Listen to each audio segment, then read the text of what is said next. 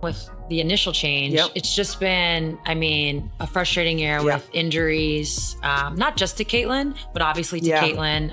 DB ultimately ends up leaving. Yep. And so that, you know, we already talked about how you need time to gel, you need time to build chemistry. So how frustrating has it been that the chemistry is just, it's like start, stop, start, stop. Yeah, it's definitely been a struggle. But I think just at the start of the season too, like, you know, you have your start of the season meetings and you're talking. And for us, it was about, listen, like, no matter what happens in the season, it's next woman up. And you have to be ready. And I feel like obviously struggling with injuries, and then, you know, you sign people and then they leave, and it's like, listen, like, whoever is next, be ready to play, because it doesn't matter. Like, the games still keep coming. Like, you still have to be ready to compete. And that's why I was so happy, like, when we signed Ari. Recently, Aliyah Boston sat down for an eye-catching interview alongside basketball legend Sue Bird. And yes, she shared some striking remarks about Caitlin Clark that immediately grabbed attention. We're going to break down every bold comment, every genuine compliment, and each subtle reminder to keep expectations realistic. So tell me, what was your first reaction when Aliyah spoke about the intense pressure of being teammates with Caitlin Clark?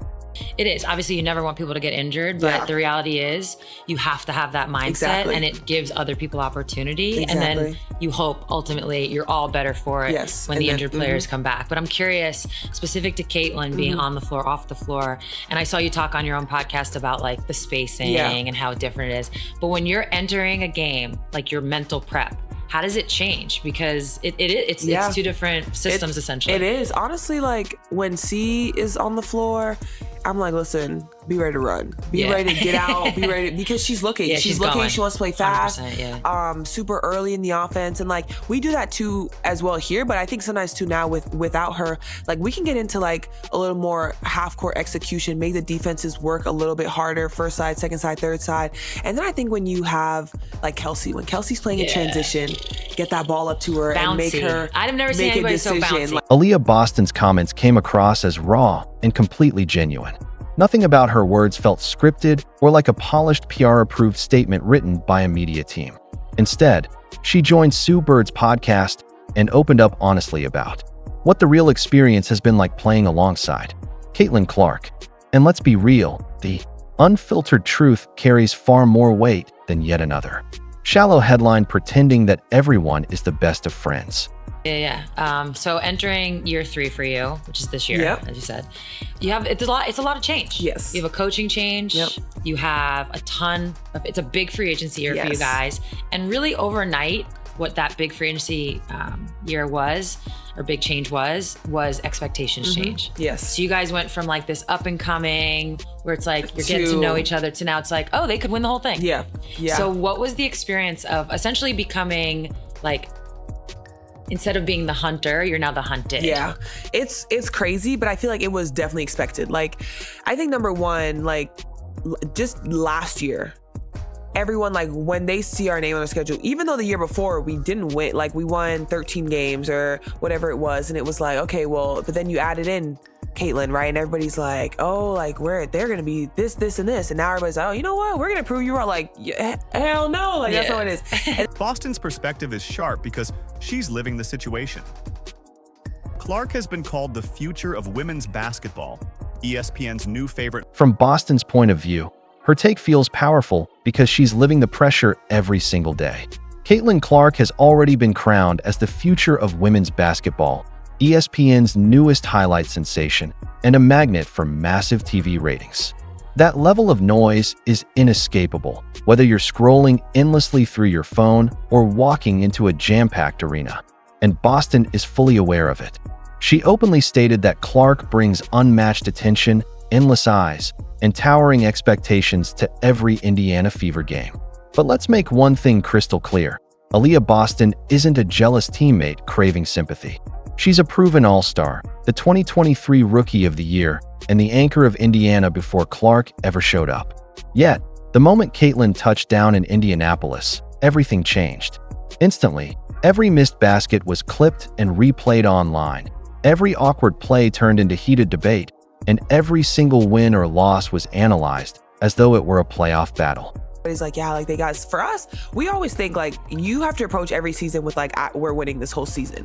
So that was our mindset. And I think when you look at expectations, once again, expectations comes from everyone outside. Cause like in our circle, we know exactly what we want to do. We also understand that it's a process. We understand that new faces, new coaches, like different style play for people joining us. It's like people need time to figure it out once again. But when you do figure it out, it's going to be scary. And I feel like that's what it was for us. And that was our approach. And we're still like, listen, we are coming here to win this thing. Like that's what it is. And that's not going to change no matter what. What really stands out is how Boston's honesty slices straight through the noise. On Sue Bird's podcast, she revealed that the pressure wasn't only dropped on Clark's shoulders, it spread to the entire roster.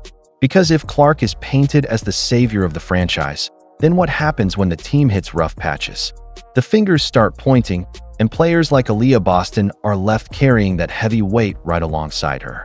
Airy. Yeah. I felt like that was like amazing for us because obviously we couldn't predict C being out for this long at least. And so it's like having someone in that runs the point well, can call her own number, I think honestly has been like our biggest blessing. Obviously now with Bibbs, like she's coming in, she's able to stretch the floor. It's like, I think no matter what, everything is for a reason, right? And that's kind of our focus is, listen, like whatever happens, happens, but whoever is here in our circle, listen, like we're here to hoop. Yeah. And that's how we're gonna play. And so I feel like that's just been our approach. Like it hasn't been perfect. There's definitely been injuries here and there, but Boston made it clear to everyone that this was her very first season actually sharing the court with Caitlin Clark. Still, the outside world demanded instant perfection from the duo. It was almost as if critics assumed Boston should automatically know Clark's timing, vision, and tendencies without ever logging real minutes together. Boston put it best when she said, "We weren't given that grace period of like getting to play with someone you've never played with." That one statement sums it all up. Just think about it. When LeBron James teamed up with Dwayne Wade and Chris Bosh to form Miami's Big Three, it took nearly a full season before their chemistry clicked. Yet in the WNBA with Caitlin Clark, those expectations were completely flipped upside down. Fans acted like if the Fever weren't a playoff contender from day one, then Boston and the rest of the team must be failing. You could sense Boston's frustration with that storyline, though she expressed it with calm composure. She didn't lash out, didn't blame anyone, and didn't rant. Instead, she reminded people that the team was still learning and deserved the space to grow. That level of maturity speaks volumes about her character, especially when you realize she's only 23 years old. All over. She is moving, she's making the right read, and it's like, listen, and she's scoring the ball at a very high level. And so I think, it's a little bit both, like once again, like when she's on the floor, like she's looking to get up, people can be like, listen, I don't need to outlet because I know once we rebound, we're getting it up. But I also think it, once again, it's like puts people on their toes because they're like, whoa, I need to find Kelsey in transition. I need to find Ari now. Like we got to find Sophie and Lexi knocking down threes. Like it's different, but I think everyone is once again finding their own rhythm, and that we just did a great job of. The discussion eventually turned toward how Boston's on-court chemistry with Clark has steadily grown. She admitted that those first few months were tougher than anyone expected. Some of Clark's passes caught her off guard. On other plays, she couldn't quite read Clark's intentions quickly enough. And of course, social media did what it always does. Take one bad possession, add a snarky caption, and suddenly it becomes evidence that the Fever will never figure things out. But here's the important part. Boston didn't shy away from acknowledging those early struggles. Instead, she broke down the reasons behind them. As the season progressed, she began recognizing Clark's rhythm, following her eyes, and anticipating passes before a single word was spoken. That's how real basketball chemistry is built.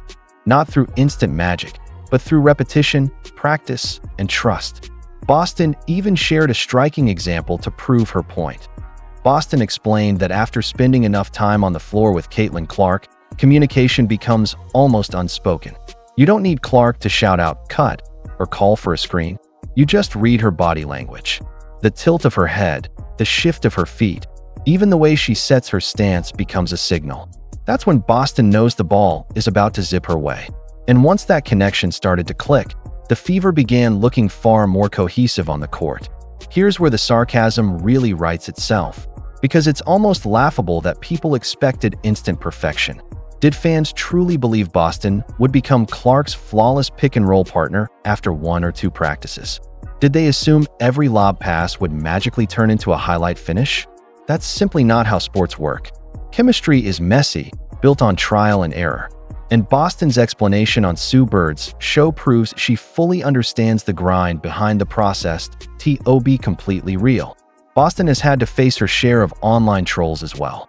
On that same podcast, she admitted that strangers have tweeted at her with insults like, "You're the worst big I've ever seen." Just pause and think about how ridiculous that sounds. This is a #1 overall draft pick, a Rookie of the Year, and already an All-Star. Yet some random couch critic on Twitter feels bold enough to call her trash. Boston explained that she already places a heavy amount of pressure on herself, so dealing with that kind of negativity becomes mentally exhausting. And honestly, she's right. The criticism isn't about accountability. She's shown she has no problem owning her mistakes. It's about how easily outsiders cross the line without understanding the grind. Boston was upfront about the rough patches in her early connection with Clark, but she also made it crystal clear that fans demanding instant perfection simply don't get it. And honestly, they don't. Building timing between a guard and a dominant post player isn't something that magically clicks. It takes countless possessions, hours of film work, and a foundation of trust. What stood out, though, was that Boston balanced honesty with praise. This wasn't bitterness or jealousy talking.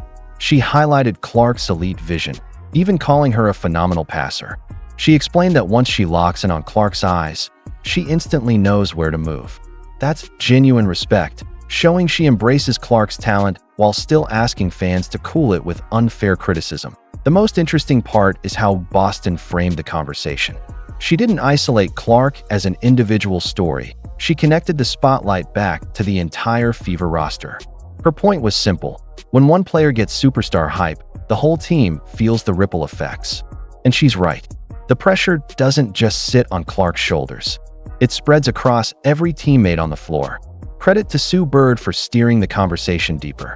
Because Boston didn't hide behind cliches like, "We're just focused on the next game." Instead, she gave layered, thoughtful answers that revealed both the challenges and the rewards of building this partnership. Single time, no what matter is it what. about them that they're doing that? It's just the best sports scene. Like I don't know any other way to put it, but when it comes to us, when it comes to the Pacers, when it comes to sports in general, they show up and they're loud. Yeah, no, being there definitely was just like a palpable vibe to like the whole city. I love that the city's kind of on the smaller side, so everything was convenient. You could like get around, but yeah, the fans really showed up. Boston emphasized that she fully understands the upside of Clark's presence. The extra attention on the Fever doesn't just spotlight one player. It gives the entire roster more visibility, helps the league gain momentum, and pushes women's basketball to keep growing. But at the same time, that spotlight comes with a downside. Every mistake feels 10 times bigger, and the natural learning curve doesn't always get the patience it deserves. That's the double-edged sword of playing alongside a generational star. Here's what stood out most. Boston never came across as bitter or resentful. Instead, she sounded driven, almost energized by the challenge. Her message was clear. Yes, the attention is intense, but that's the reality of the job now. That perspective separates her from the usual scripted answers. While most players might toss out a few generic compliments about Clark and quickly change the subject, Boston gave thoughtful, layered insight that showed both honesty and maturity. Boston used the moment to remind everyone, yes, this is exciting, but give us space to actually figure it out. That honesty is what really lands.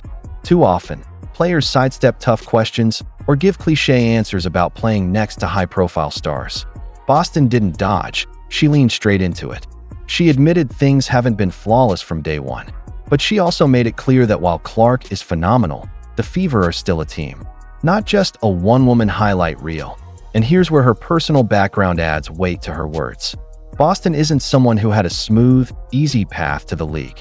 Growing up in St. Thomas, she had to fight for every chance just to play organized basketball. She competed in co-ed leagues where there were barely any other girls. She trained outside under the blazing island sun while kids in the US enjoyed polished indoor courts and air-conditioned gyms. That grind shaped her toughness. So when Boston talks about pressure, expectations, and patience, she's speaking from lived experience, not theory. The irony is how differently her words sometimes get portrayed in the media. Headlines twist them into drama, making it sound like there's tension between Boston and Clark, when in reality, her perspective is about balance, honesty, and respect for the game. If you really pay attention to the podcast, it's clear Boston isn't tearing Clark down in the slightest. She's walking people through the process, defending her own journey, and at the same time giving Clark credit for her elite skill set. The conversation is far more balanced than the hot take culture wants to admit. And part of what made this episode so powerful is Sue Bird's presence. She's not just another host. She's a Hall of Fame legend who understands what it means to share the floor with superstars, to shoulder massive expectations, and to slowly build chemistry. That credibility gave Boston the comfort to open up with raw honesty, and you could hear it in her voice. Now, let's pull back for a moment. This interview isn't only about Boston and Clark. It reflects something much bigger about the way athletes are treated in today's social media era. Fans demand instant narratives. They want overnight success. They crave highlight clips that confirm their opinions. But real athletes are grinding day after day, stumbling, adjusting, and slowly figuring it out. And when someone like Aliyah Boston speaks up and delivers that kind of reality check, it's not just refreshing. It's something worth paying attention to. On Sue Bird's podcast, Aliyah Boston's comments about Caitlin Clark went far beyond just chemistry and pressure. She peeled back layer after layer of what it truly feels like to share the floor with one of the most heavily scrutinized rookies in modern sports history. And here's the twist. Clark isn't technically a rookie anymore, yet the spotlight around her hasn't dimmed one bit. If anything, it burns hotter than ever. Boston reminded listeners that being Clark's teammate means you're pulled directly into that glare, whether you choose it or not. She admitted that the outside noise during their early months together was overwhelming. Every turnover instantly turned into a trending highlight. Every missed connection became meme material. And Boston openly admitted those moments tested her patience in ways most fans will never understand. Boston made another point that carried real weight.